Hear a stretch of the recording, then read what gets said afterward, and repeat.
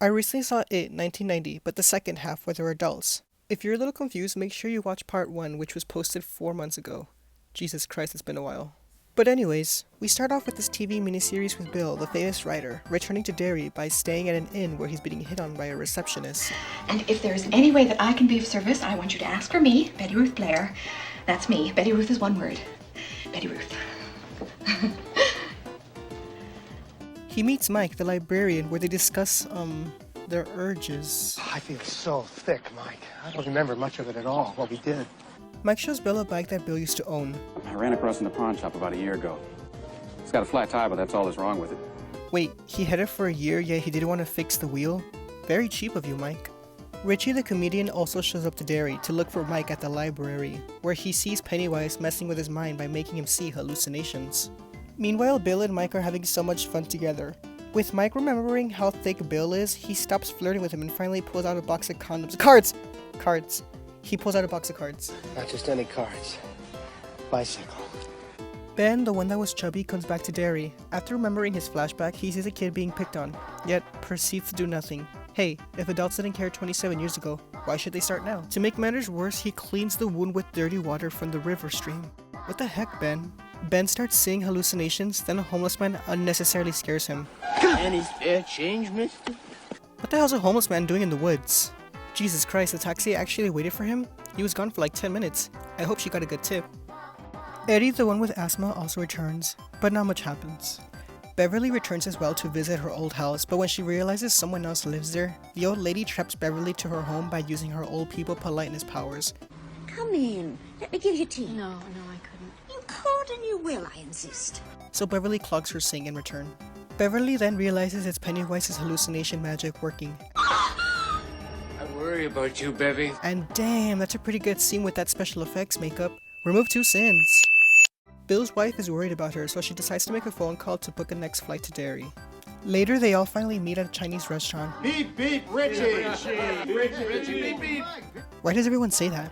Where did it even come from? Pennywise was the first one to say it. Beep, beep, Richie. Wait a minute, do they all work for Pennywise or something? A drunk Beverly shows up and kisses Richie. I guess since they kinda kissed in the first part. What the? Beverly, you slut! Why the hell did she kiss Bill? They never even dated, and Bill has a wife, the worried one. Why did Bill kiss her back? Bill, you slut! We then go to Henry Bowers, with no context. He's the bully. He lives in an insane asylum. He ends up escaping with the help of Pennywise. Back in the restaurant, we get gross monster hallucinations that aren't really scary. Then in the library, we see Stan's dead head, which everybody finds out that he has passed on. Meanwhile, Bill's wife is searching for him, but then she gets abducted by Pennywise. Back at the inn where everyone is settling down, Henry Bowers attacks Mike. Hello. Whoa, did he really just shoot the N-word? Meanwhile, Beverly notices how Ben's gotten hot and finally kisses him. Ben looks in the mirror to see how thick Beverly has gotten too, but oh no. Kiss me, fat boy. Oh my god. Pennywise is pulling all the stops to get them, huh? It's okay, Pennywise. We know you're bi-curious, and we accept you. They finally help Mike by simply turning over Henry Bowers so he can accidentally stab himself? What? Ben and Beverly kiss again, and I honestly don't care at this point that Beverly has been kissing so many people. I despise her. The sad part is that Ben has a wife, remember? They go back to the sewers where Pennywise tells them to leave, even though he told them to come to the sewers in the first place. That's where they're all here. They go through a tiny Alice in Wonderland door where Eddie has a huge announcement to make. I've never even been with any. Eddie, what are you saying? You're a virgin? Yeah. Why was that important?